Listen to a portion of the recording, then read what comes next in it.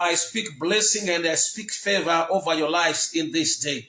Muzwara nasi gamushira nyasha gamushira kuropafadzwa. Mwari ngavakuchengetei, Mwari ngavakugonesei, Mwari ngavakurwirei.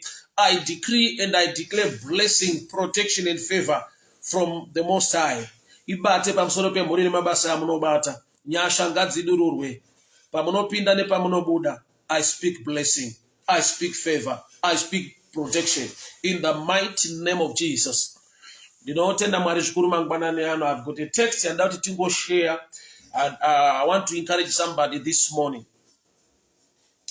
That's Genesis 20. Genesis 20 from verse 17. Genesis 20 from verse 17. So Abraham prayed to God, and God healed Abimelech and his wife and his female servants. Then they bore children, for the Lord had closed up the womb of the house of Abimelech because of Sarah, Abraham's wife. I'll repeat again. So Abraham prayed to God, and God healed Abimelech and his wife and his female servants. Then they bore children, for the Lord had caused all the wombs of the house of Abimelech to be closed because of Sarah, Abraham's wife. On this text, Abraham asati ava nemwana nemudzimai wake Sarah. So vakaenda kunzvimbo yainzi Kadesh and Shua in Gera. Ndokuenda kwaigara mumwe mambo anzi Abimelech, vachipotera vachitiza nekuda kwenzara yanga irimo, so they were nomadic vaingofamba. So asvika kunzvimbo iyeyi ndopa akataura achiti vashandiuraya because of your beauty. Saka rega nditi kana tasvika ikoko, you are my sister. So Abimelech watora mukadzi waAbraham, and God warned Abimelech in a dream manero, kuti do not touch her. She is a wife to my prophet. So Abimelech wauya nawo kuzodzorera Sara kuna Abraham, achiti sei wakandinyepera uchiti iyanzvadzi yako. Ipapo vasopa nenyapa ndida kuti tibate ndepekuti Abraham achine challenge mu marriage yake, mu relationship yake, mu wanano yake, aine challenge yekuti iye haasati ava nemwana na Sara. But maari mune assignment. Maari mune assignment yaapiwa naMwari yekunamatira Abimelech nemhuri yake nevarandakadzi vanga varipo kuti vagona kuva nevana, because the Lord had closed the womb yemukadzi waAbimelech nevarandakadzi vaivapo, nekuti vanga Abimelech anga abata mudzimai kuti anga atora Sarah kuti ave mudzimai wake. So there was a case yakaitika kuna mambo Abimelech nefamily, case yekuti vakadzi vake vanga vasisagone kubereka. So Abraham was now assigned by God to pray. So Abraham prayed to God, and God healed Abimelech and his wife and the female servants. Yet ipapa Abraham asati ane mwana nemukadzi wake Sarah, asi apiwa assignment to pray for others kuti vave nevana, iye na Sarah avasati vava na Isaac. So it shows kuti the assignment yapiwa Abraham na Mwari, it's more like a challenge to his personal life, nokuti iye pachake haanawo mwana nemukadzi wake Sarah, but ari kutumwa nemweya waMwari kuti pray for Abimelech and his family kuti vagone kuva nevana. As the text anotingo share nas, the assignment iri itasekunge iri against the challenge iri mu life ma Abraham. Kazhinji I've seen people vane assignment yavakapiwa naMwari, yavasiri kuita simply because vakatarisa upenyu hwavo vanoti ko vanhu vanozoti kudii, how can I pray for somebody's financial breakthrough when inini wacho ari kumunamatira I'm in need of that breakthrough kana kuti I'm broke. Takanzwa mamasayings ataura nevamwe vazhinji kuti hazviite kuti munhu asina imba akunamatire uye nemba, hazviite kuti munhu iye asati aachivha chimwe chinhu muupenyu akunamatire kuti chiitike kwauri. That's a common sense thinking. It's not a spiritual or motivated thinking. Spiritually, you can be assigned beyond your challenge. This is the text, the scripture that tinogona kurelata nayo. Abrahamu haasati ava nemwana nemukadzi wake Sara, asi apiwa assignment to pray for Abimelech and his household kuti vagone kuva nevana, iye aine challenge muwanano yake naSara kuti havana mwana, asi apiwa assignment to pray for others to have children. The blockage iyoyo yabloka vazhinji mukuita zvavakanzi naMwari vaite. Why? Because vano reason on the carnal or on the level in natural. But how can I pray for somebody when I'm in this mess or when I'm in this situation? Zvingaita here kuti ndingova munhu ane nyasha dzekuti ndinogona kuyambutsa vanhu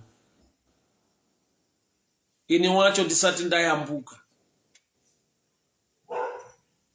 It's real and it can happen in the scriptures. Abraham was assigned to pray for Abimelech and his household so that they will have children. Nekuda kwekuti the Lord had closed their wombs. Yeti Abraham pachake na Sara havana mwana, asi assignment yaapiwa is to pray for those vane challenge iyoyo inenge yaainayo to have children.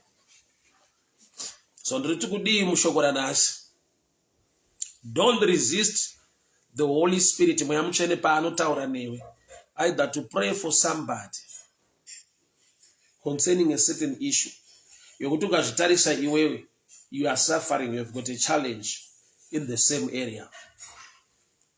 Tsawakai pano kuti how can you, kana iwe une the same challenge, kana iwe uri broke, how can you pray for other people to be blessed financially? Unganamatira vamwe vanhu sei kuti vave nedzimba iwe uri loja? Unganamatira vamwe vanhu sei kuti vave neutano iwe uri murwere? Unganamatira sei vanhu? But chinzwa ka, kana shoko richiti nemalanga aJesu takaporeswa, zvoreva kuti iwo mavanga acho aripo ndo ane assignment to heal.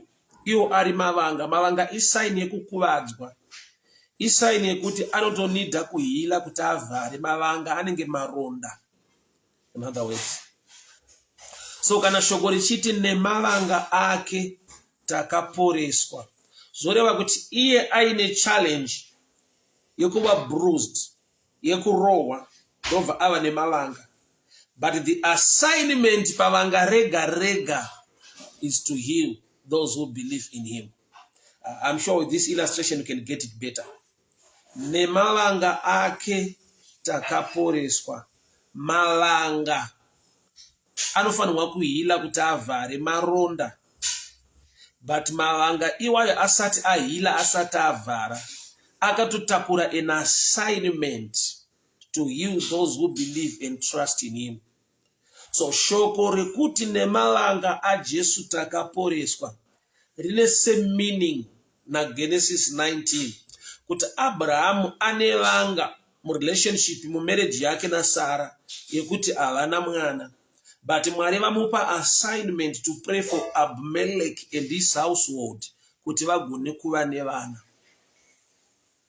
So it's not the challenge you have inokupa assurance yekuti God is not with you, you are not anointed, you cannot do anything because you own the same challenge, the same problem. No. Spiritually, you can be in a mess, in trouble, in a challenge, yet une assignment of the grace to help others. It's so interesting. But the illustration emavanga ajesu, I'm sure that the best. Nokuti kana iye aine mavanga ake akahila akapora akavhara, isu atichagona kuporeswa. Nokuti kuporeswa kwedu kuri mukutenda mumavanga ake. By the stripes of his wounds we were healed. Maunzu, maronda, chekwa nekurohwa kwaakaitwa kwakatipa kuporeswa. So iye aine mavanga, assignment iri pamavanga ake is to heal those who believe in him. So I don't know whom I'm talking to. Mauri unonzwa the edge from the Spirit of God. Maybe to pray for certain people. Maybe to counsel or to advise them. But you'll be worried. But I am in the same mercy. Or I am in a challenge. It is far much deeper than challenge right now. How can I help them? It's not you doing it. It's the Spirit of God. Yakajgara assignment in you to help others. Despite kutioka jitarisa, unaona sekungo you cannot do it. Because tararama mu generation, because people they now seek church members, they will speak negatively against other men of God who are not wealthy. So how can your pastor pray for you to have a house? Can I hear achitoroja? How can your pastor pray for you to drive your own car? Can I hear achipira makombi? How can your pastor pray for you to have this? Which is Evangelist common sense, the spiritual understanding. Malanga a Jesu anoita kuti vanhu vapore. In other words, akusi kupora kwa Jesu kunoporesa, but kusapora kwake kuva nemavanga asiri kuvhara anoramba ari mavanga ndo zvine assignment to heal. Same as Abraham. Abraham wapiwa assignment to pray for Abimelech and his household kuti vave nevana nokuti vanga vasabereke pakabatwa Sara. But you see kuti Abraham wacho na Sara, they are in the same challenge. They are facing the challenge yokuti avana mwana wacho. So you have been discouraged by people. How can you? I remember when God called me to Zama streets, people came to me. Some were saying, but kanari mwari wacho, aifano ngachinja wako upenyu. Kana uchiti mwari anochinja upenyu wevanhu, look at you. During those days around 2007 and 2008, unenge wakangopfeka zvakangodaro. Things were not okay. So vanhu vachiti vakakutarisa vaikunzwira tsitsi. Zvekuti paunotaura kuti God is so faithful, mwari unopa, mwari unoropafadza, mwari unosimudzira upenyu hwevanhu, people looked at me. That's the attack of the devil. Because website akanditarisa ndapedza kutaura kuti mwari unoropafadza, unokomborera, unosimudzira, aiti no. This kind of God aite kuti you just talk about zvaanoita, but mulife mako hazvisiriwo and hazviitike. So there are some people vakazevezerwa newakaipa kuti look at the one speaking. Kana wake upenyu usina kuchinja, asina mari, how can he decree and declare your financial breakthrough? Yet malanga a Jesu anoita kuti vanhu vaporeswe. Malanga kwete kupora kwake, kuramba aine mavanga ndio ane assignment to you. And this vanga riri muupenyu hwako, but it can be actually the opposite. Ye assignment yakaiswa naMwari mauri. So there are people who are resisting the call. Anenge aitotaiwa Mwari kusvika zvinhu zvarongeka, mari dzacho dzapo, ma-instruments acho apo, zvinhu zvacho zva in place, so I can preach the gospel kuti vanhu vagone kurigamuchira varinzwisise. Remember John chapter 9, the blind man akatumwa kundogeza kuSilomu, akatumwa ari bofu, haana kurasika, akadzoka achiona. Ari bofu haana kurasika kuSilomu, zvoreva kuti haana kutanga kuona paakasvika kuSilomu, but akapiwa nyasha dzekuona asati avhurika meso, nekuda kwekuti wakatrasta mushoko rake. Shoko rinoti thy word is a lamp unto my feet. Shoko renyu ndo mwenje kutsoka dzangu. So there are people in life vane assignment yavakapiwa naMwari to do. and they are not doing it simply because there no reason in the carnal, there no reason in the natural mindset. Vanonzwa zvinotaura vanhu kuti how can you, kana iwe une dambudziko rakadai, how can you, iwe hausati wabudirira kusvika ipapo. Hama dzangu, Joshua paari kupinda nevanhu muKenani, Joshua haana kubva kuKenani, haana kubvira ambogara muKenani. Vaigara kuKenani yaiva family yaJacob yakatevera Joseph kuEgypt. Vamwe vese ana Joshua ana Moses itimu rakaberekwa kuEgypt ikoko. But assignment yavapiwa naMwari ndeyekuendesa vanhu even ivo kwavasati vamboenda. There is such grace. Kwausati waenda unogona kudeclare nyasha dzekuti vamwe vanhu vagone kusvika ikoko. Prince Mukakavari, how are you doing, my brother? May the good Lord bless you. Joy Awadi, may the good Lord bless you. So happy to see you guys online. Mwari vakitire nyasha, Mwari vakuchengete, Mwari vakugonese. Zvamunobata zviendeke masuwa azarwe. Don't resist the call of God. Don't resist the assignment ya Mwari. Nekuda kwekuti you look at yourself. Bible rangu rinoti looking unto Jesus, author and finisher of our faith.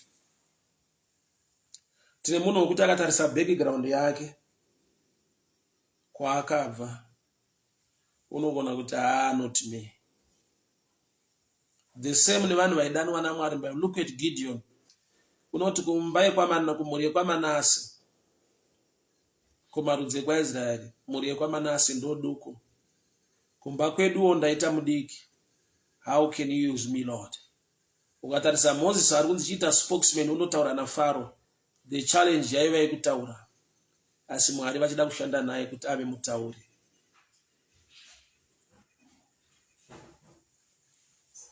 Usatarise zvauri, usatarise zviri pauri. Tarisa ari mauri, looking unto him. Kutarisa kwaari iye muvambi nemukwanisi kutenda kwedu kose. Situation yauri iri temporal. Continue to believe and trust in him. It's a passing phase. Abraham anamatira mhuri muyava nevana, haana kuramba asina mwana. Mwari vakamuwanira nyasha,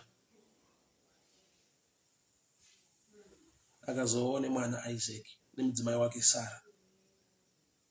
But ambosvika panguva yekunamatira vamwe kuti vave nevana, iye aine the same challenge in his own household. In other words, ndiri kuti kudii, gonawo kushuvira vamwe zvakanaka nyange usati wava nazvo iwewo wacho. Roms Machona, God bless you. Maureen Goto, God bless you. Gonawo kushuvira zvakanaka muupenyu hwamwe nyange iwe usati wava nazvo. Jealousy is not your portion. Inzwa, jealousy arikupe zvine mumwe munhu. Jealousy rinokupa marwadzo nekuda kwezvinhu zvine mumwe munhu. I'll repeat. Jealousy arikupe zvauri kurwadzirwa uchiona vamwe vanhu vanazvo. Jealousy rinokupa marwadzo, pain, not the product. So there is no point yekuti uwane pain iwe uchida product. Excuse me. So jealousy ngairegere kuva pauri. But how can I pray for them kuti vave nechinhu ichi? Ini ndisina chinhu ichocho. Ukaona wese aropafadzwa naMwari, kana kuti Mwari vashandira newe kuti mumwe munhu aropafadzwe, learn to celebrate that. Learn to celebrate that. Kufarira kuropafadzwa kwevamwe kunodenha kuropafadzwa kwako. Celebrating what God is doing in other people's lives should not attract a blessing towards your life as well.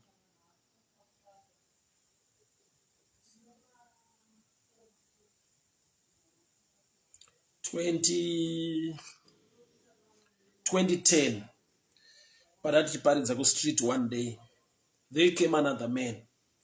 ndokubva asvikoblessa a friend of mine wandaiparidza naye ainzi Pastor Noma. He bought him a suit. I was so happy. Ndakafara. Because that friend of mine, things were not okay with him. I was a little bit better.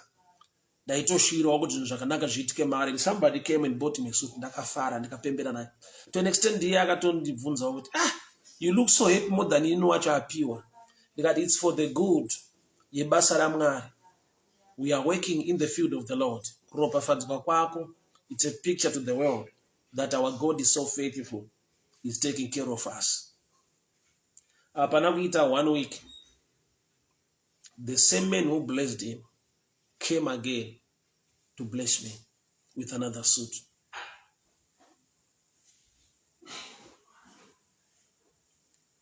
A heart of celebrating zvakanaka zviri kuitwa mune vamwe. Law of attraction yekuti zvakanaka zviitike mauri. Don't be jealous.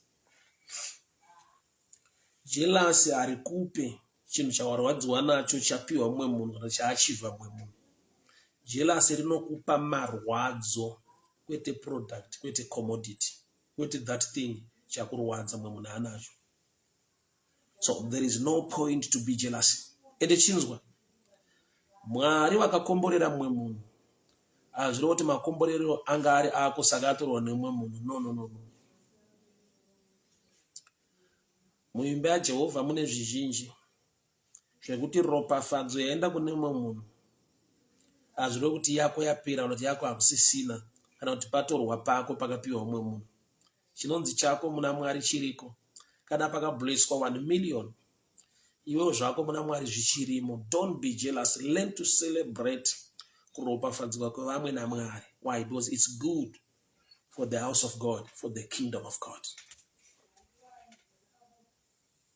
Mandiri ndinonzwa mufaro ndikaona kuropafadzwa kwevanhu vaMwari naMwari. Mandiri ndinonzwa kufara ndikaona vanhu vaMwari vazhinji vari muropafadzwa, vari mublessing. It's good for the kingdom of God. Zvinoti encourage, zvinoti edify, zvinoti simbi, zvinotinzwa kufara kuziva kuti Mwari wedu wakatendeka, wakarurama. He is taking care of his own. Uri kubvisa chituko nechinyadziso kuvana vake panyika. And when you celebrate the blessing iri mune vamwe, itori law of attraction for the blessing to also locate you. So don't resist the call of God. Don't resist the assignment yaiswa naMwari mauri, because unongochiti ukazvitarisa woti not me. How can I? Zvinoita here kuti ndamatira akafunda ndisina kufunda. These are spiritual matters. Assignment inogona kuva the opposite of the challenge you are having.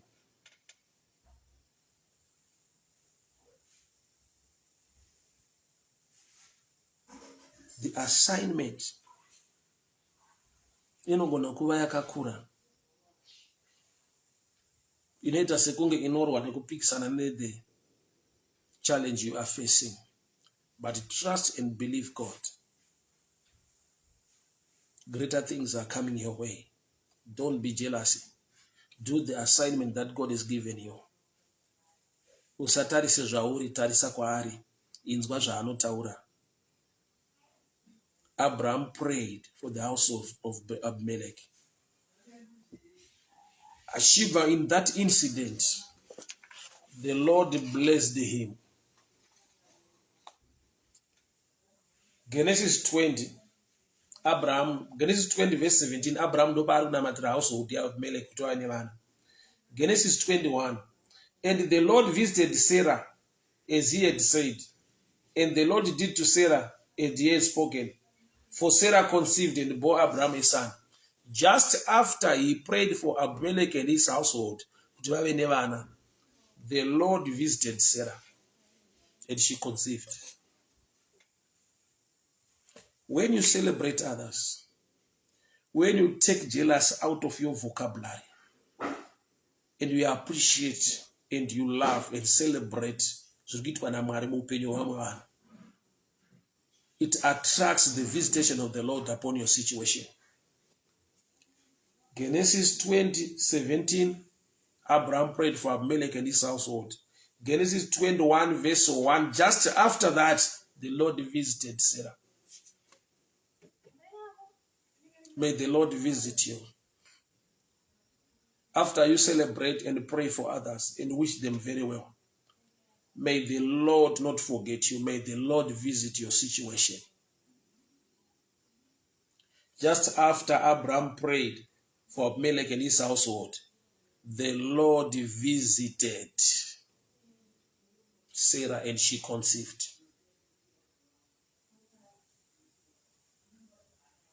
You are assigned by God to do his work.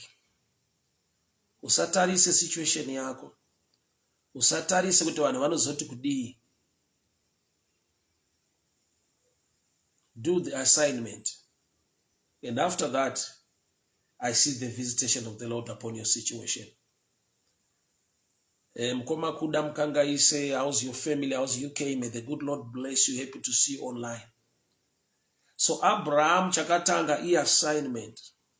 It reminds me the book of Job. Job asata apora achine mavanga. He was also given an assignment. Job 42 verse 10.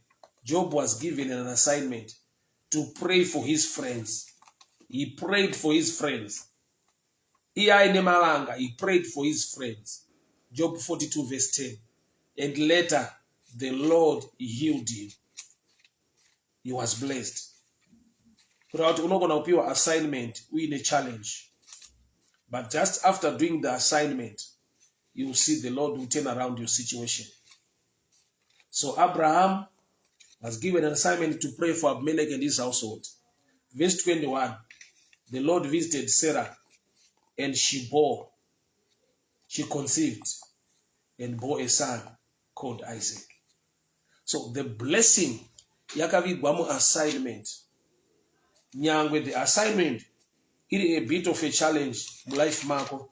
How can I pray for people to become fruitful when I'm barren? How can I pray for other people to have financial doors open when I'm still broke? And I've seen people, when the man is on an assignment, for the assignment.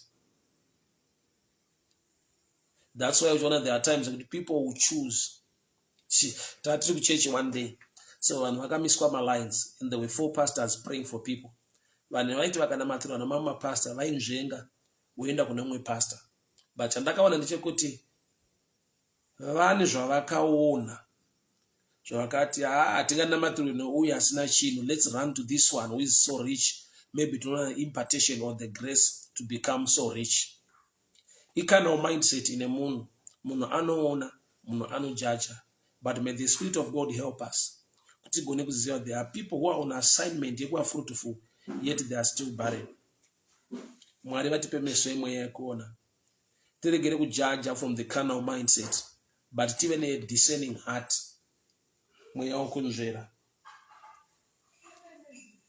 Job 42, verse 10.